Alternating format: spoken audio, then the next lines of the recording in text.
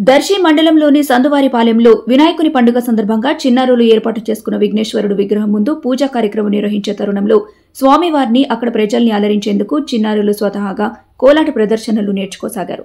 విఘ్నేశ్వరుడు పూజలు అందుకునే రోజులు మొత్తం కోలాట ప్రదర్శన చేస్తారు.